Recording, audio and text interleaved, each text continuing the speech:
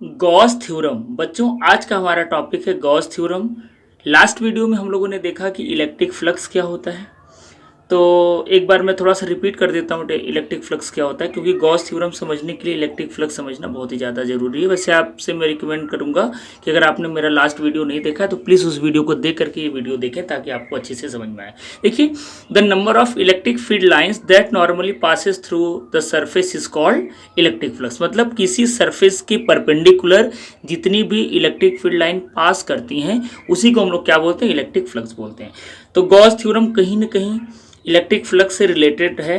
तो Gauss theorem है क्या, पहले हम लोग अच्छे से उसको समझते हैं। तो मेरा नाम है मनोज पांडे और आप अपने इस प्यार और खूबसूरत चैनल एमएस कोचिंग इंस्टीट्यूट के साथ हैं। तो चलिए सबसे पहले मैं स्टेटमेंट को आपको समझा देता हूं। ऑलरेडी स्टेटमेंट आपके सामने है स्क्रीन पर।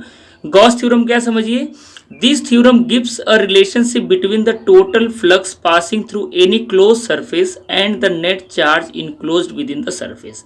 मतलब अगर हमारे पास एक कोई सिमेट्रिकल सरफेस है तो उसमें कुल कितने चार्ज हैं, भाई चार्ज है तभी तो इलेक्ट्रिक फील्ड बनेगा, तभी तो इलेक्ट्रिक फ्लक्स बनेगा। तो किसी भी क्लोज सरफेस में जितने भी चार्ज हैं और जितनी भी इलेक्ट्रिक फ्लक्स उससे पास कर रही है, यानी इलेक्ट्रिक फील्ड लाइंस जो पास कर रही हैं, उन चार्जेस और इलेक्ट्रिक फील्ड लाइंस के बीच का जो रिलेशन होता है वही गॉस थ्योरम हमको बताता है। फिर से एक दूसरे सेंटेंस में अगर हम लोग समझना चाहें तो Gauss theorem state that the total flux through any closed surface is 1 upon epsilon naught times the net charge enclosed by the surface। इसका मतलब क्या हुआ कि किसी भी क्लोज सरफेस में जो नेट इलेक्ट्रिक फ्लक्स होगा वो 1 अपॉन एप्सिलॉन नॉट टाइम्स होगा जितने भी चार्ज उस सरफेस में इनक्लोज होंगे। यानी किसी भी क्लोज सरफेस में जितने total number of charge enclosed हैं उसका अगर हम लोग 1 अपॉन एप्सिलॉन नॉट टाइम कर दें, मतलब एप्सिलॉन नॉट से अगर हम लोग उसको डिवाइड कर दें उस चार्ज को, तो वो इलेक्ट्रिक फ्लक्स के बराबर हो जाता है। लास्ट वीडियो में हम लोगों ने देखा था कि इलेक्ट्रिक फ्लक्स का फार्मूला क्या था, closed integral of E dot D S. और यही closed integral of E dot D S किसके बराबर हो जाता है, Q upon epsilon not times के बराबर हो जाता है।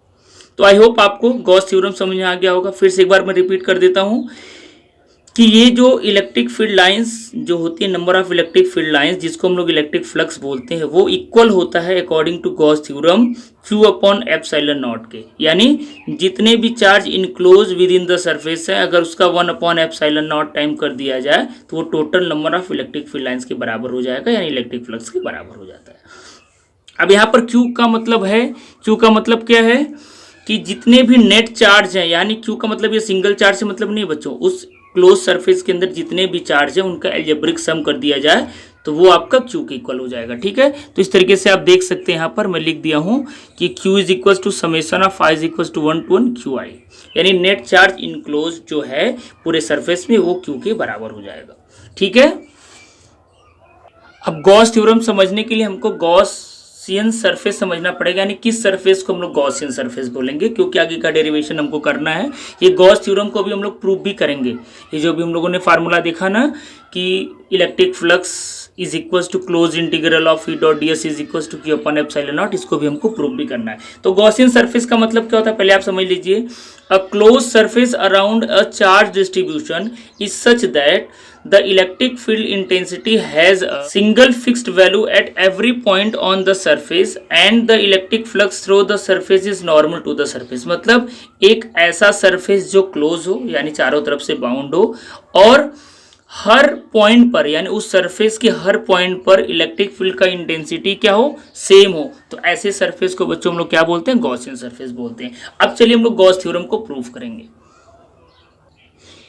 देखिए, गॉस थ्योरम को प्रूफ करने के लिए हमको एक गॉसियन सरफेस चाहिए।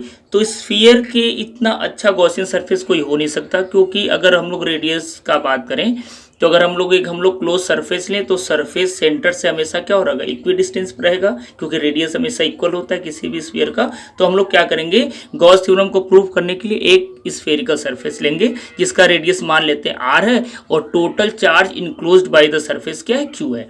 तो उस बात को मैं लिख दिया हूं, मैं आपको समझा देता हूं। To prove Gauss theorem we will take an isolated positive charge inside a sphere at its centre, let S be the surface area and R be the radius of the sphere. Isolated positive charge का मतलब है कि इस surface के अंदर में जो charge है आइसोलेट है, मतलब बाहरी दुनिया से इसके ऊपर कोई असर पड़ने वाला नहीं है। यानी कोई बाहरी अगर चार्ज, अगर कहीं बाहर चार्ज है तो उसका कोई इन्फ्लुएंस इसके ऊपर नहीं है। समझ में आ रहा है? हमने माना कि भाई एक स्फीयर है, ठीक है बच्चों, एक स्फीयर है जिसमें जो इनक्लोज नेट चार्ज है वो प्लस क्यू है और इसका रेडियस आर है और ये पूरे सरफेस का जो एरिया है वो हमने एस माना है। सरफेस एरिया क्या एस माना है, ठीक है। इसके लिए हम लोग क्या करेंगे, प्रूफ करने के लिए हम लोग इसमें से एक छोटा सा एरिया एलिमेंट ds को कट करेंगे। अब देखिए आपको पता है कि पॉजिटिव चार्ज की वजह से जो इलेक्ट्रिक फील्ड होता है वो रेडियली आउटवर्ड होता है, तो इलेक्ट्रिक फील्ड क्या होगा, ये रेडियली आउटवर्ड होगा यानी परपेंडिकुलर टू द सरफेस होगा। और एरिया वेक्टर ऑलरेडी हम लोग लास्ट वीडियो में देख चुके हैं, वो भी सरफेस के परपेंडिकुलर होता है। मतलब इस केस में क्या होगा, इलेक्ट्रिक फील्ड और एरिया वेक्टर दोनों ही सरफेस के परपेंडिकुलर है। That means the angle between area vector and electric field will be zero, यानी एन कैप और ई के बीच का एंगल जीरो होगा क्योंकि दोनों ही तो सरफेस के ऊपर परपेंडिकुलर है। ठीक है बच्चों, अब देखिए इलेक्ट्रिक फील्ड का फार्मूला आप ऑलरेडी जानते हो। इलेक्ट्रिक फील्ड का फार्मूला क्या होता है, अगर हम लोग बोलें कि इस सरफेस के अंदर में जो चार्ज प्लस क्यू है उसकी वजह से इलेक्ट्रिक फील्ड इसमें कितना बन रहा है, तो आपको पता है is equal to 1/4 pi epsilon not into Q upon R square, जहां पर क्यू क्या net charge enclose by the surface, R क्या रेडियस ऑफ द स्फीयर और 1/4 पाई एप्सिलॉन नॉट क्या होता है, कांस्टेंट होता है। इलेक्ट्रिक फील्ड का फार्मूला आई होप आप जानते हैं, इसको हम लोग बहुत डिटेल में पिछले वीडियोस में डिस्कस कर चुके हैं। तो इलेक्ट्रिक फील्ड इस तरीके से हम लोग निकाल सकते हैं। अब आगे देखिए हम लोग कैसे करेंगे प्रूफ करने के लिए। देखिए this electric field and area vector element are radially outward, therefore the angle between them are zero, that is theta zero. पहले मैं बता चुका हूं भाई कि इलेक्ट्रिक फील्ड और एरिया वेक्टर के बीच का एंगल क्या होगा, जीरो होगा। तो इलेक्ट्रिक फील्ड का फार्मूला तो हम लोगों ने देख लिया। अब इलेक्ट्रिक फ्लक्स का फार्मूला क्या होता है, ई dot D S, close integral of E dot D S होता है। तो अगर हम आपसे बात करें कि इस छोटे से एरिया एलिमेंट से इलेक्ट्रिक फ्लक्स यानी इस छोटे से एरिया से इलेक्ट्रिक फील्ड लाइन कितनी पास कर रही है, तो हम लोग क्या करते हैं, सिंपली इलेक्ट्रिक फील्ड का उस एरिया एलिमेंट से मल्टीप्लाई कर दें। तो इस तरीके से जो छोटा सा इलेक्ट्रिक फ्लक्स जो बनेगा यानी छोटा सा एरिया एलिमेंट ds की वजह से जो इलेक्ट्रिक फ्लक्स बनेगा, इलेक्ट्रिक फ्लक्स को d फाई ई से रिप्रेजेंट करते हैं। d मतलब छोटा एरिया एलिमेंट से जो फ्लक्स बन रहा है यानी कम इलेक्ट्रिक फ्लक्स बनेगा। तो d फाई कितना हो जाएगा, ई डॉट ds फार्मूला होता है। ई क्या है यहाँ पर इलेक्ट्रिक फील्ड, ds क्या है, हमने पूरे स्फीयर में से एक छोटा सा पार्ट सरफेस का काट लिया है जिसको हमने बोला ds। अब इन दोनों के बीच का एंगल क्या है, जीरो है। तो अब ई ds cos theta main formula ये होता है, लेकिन यहाँ पर थीटा का वैल्यू जीरो है तो cos जीरो का वैल्यू 1 होता है। इस तरीके से डी फाई का वैल्यू क्या हो जाएगा, ई डॉट ds, क्योंकि इसका वैल्यू बच्चों आपका 1 हो गया। अब देखिए अगर छोटे से सरफेस की वजह से इलेक्ट्रिक फ्लक्स इतना बन रहा है, तो अगर हम लोग बोलें जो पूरा सरफेस S है उसकी वजह से टोटल इलेक्ट्रिक फ्लक्स कितना बनेगा, तो हम लोग क्या करेंगे, बोथ साइड का इंटीग्रेशन कर देंगे। तो total flux through surface S will be, यानी हम लोग इसका क्या कर देंगे, इंटीग्रेशन कर देंगे। तो जैसे अगर आप लेफ्ट साइड का इंटीग्रेशन करोगे तो डिफरेंशिएशन यानी d हट जाएगा, ये क्या बन जाएगा, फाई। फाई का मतलब है कि पूरे स्फीयर से कितना total number of electric field line pass करिए, मतलब टोटल इलेक्ट्रिक फ्लक्स कितना है। Closed integral of E dot ds, ये तो इंडिकेट करने के लिए हम लोग ऐसे लिखते हैं, इसको कैसे पढ़ते हैं, क्लोज्ड इंटीग्रल ऑफ S, यानी हम लोग पूरे स्फीयर का क्लोज्ड इंटीग्रल कर रहे हैं क्योंकि ये गॉसियन सरफेस हम लोग ले रहे हैं। डी फाई इसका इंटीग्रेशन कर रहे हैं। तो डी फाई का इंटीग्रेशन करोगे तो डी फाई का वैल्यू कितना है, ई डॉट ds है, तो ई डॉट ds हम लोग इसके जगह पे पुट कर देंगे। अब देखिए इलेक्ट्रिक फील्ड तो यहाँ पर चेंज नहीं हो रहा है, क्यों, क्योंकि भाई नंबर ऑफ जो चार्जेस है वो तो फिक्स है, अंदर में कितने चार्ज हैं तो उनकी वजह से जो इलेक्ट्रिक फील्ड कितना बन रहा है वो भी फिक्स है। तो यहाँ पर देखिए ई कांस्टेंट है, तो ई कांस्टेंट को बाहर करेंगे क्योंकि इंटीग्रेशन का रूल होता है कि कांस्टेंट को पहले बाहर करिए और वेरिएबल का इंटीग्रेशन करिए। तो ई कांस्टेंट है बाहर और ds का हम लोग इंटीग्रेशन करेंगे। ds का इंटीग्रेशन करेंगे तो ds क्या एक छोटा सा सरफेस है, और इंटीग्रेशन का मतलब होता है कि छोटे से अगर आप अमाउंट को ले रहे हो तो उसका पूरा फुल अमाउंट यानी होल अमाउंट कितना होगा।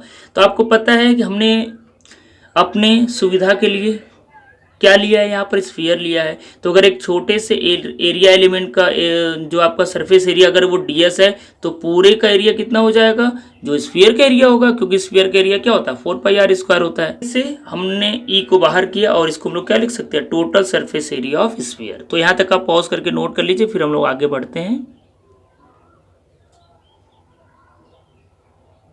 अब देखिए इलेक्ट्रिक फील्ड का वैल्यू आपको पता ही है, हम लोगों ने पहले ही निकाल के रखा है 1/4πε/Q/r² और into surface area of sphere. तो सरफेस एरिया ऑफ स्फीयर अगर इसका रेडियस हम लोग स्फीयर का r ले लें तो फार्मूला आपको पता ही है 4πr²। भाई इंटीग्रेशन का मतलब होता है कि पूरे सरफेस का आपको क्या करना है, एरिया बताना है। तो ds का आप इंटीग्रेशन करोगे तो उसकी जगह आप 4πr² लिख सकते हो। अब देखिए 4πr² नीचे भी है, 4πr² ऊपर भी है, तो अगर ये कैंसिल आउट कर दोगे तो ऊपर में सिर्फ क्या बचेगा, q बचेगा, और नीचे क्या बचेगा, सिर्फ ε0 बचेगा, क्योंकि 4π से कैंसिल, r² से कैंसिल। तो इस तरीके से जो नेट इलेक्ट्रिक फ्लक्स बनेगा d phi q/ε0 होता है। और यही तो हम लोग अभी पढ़े हैं, गॉसियन थ्योरम क्या था कि the net electric flux enclosed by any surface is 1/ε0 time the net charge enclose by the surface. मतलब जितने चार्ज इनक्लोज हैं सरफेस में, अगर उसका 1/ε0 कर दो तो नेट इलेक्ट्रिक फ्लक्स के बराबर हो जाएगा। तो इस तरीके से आप गॉस थ्योरम को प्रूव कर सकते हो। बोर्ड एग्जाम में आपको आएगा कि गॉस थ्योरम क्या होता है और आप इसे कैसे प्रूव करोगे, तो इस तरीके से आप इसे प्रूव कर सकते हो। आई होप ये वीडियो आपके लिए बहुत यूजफुल रहा है, आपको समझ में आया होगा। कमेंट करके जरूर बताइए कि आपको कैसा लगा। तो नेक्स्ट वीडियो में हम लोग गॉस थ्योरम का एप्लीकेशन देखेंगे, यानी गॉस थ्योरम का यूज़ करके हम लोग बहुत सारा डेरिवेशन करने वाले हैं, आपको बहुत ही मजा आने वाला है। तो अगर आप फर्स्ट टाइम हमारे चैनल पर विजिट किए हो तो जल्दी से चैनल को सब्सक्राइब कर लीजिए और बेल आइकन को भी प्रेस कर लीजिए, जैसे हम लोग नया वीडियो अपलोड करें आप तक पहुंच जाए। तो इस वीडियो में यहीं तक, नेक्स्ट वीडियो में एक नए टॉपिक के साथ मिलेंगे, तब तक के लिए थैंक यू सो मच।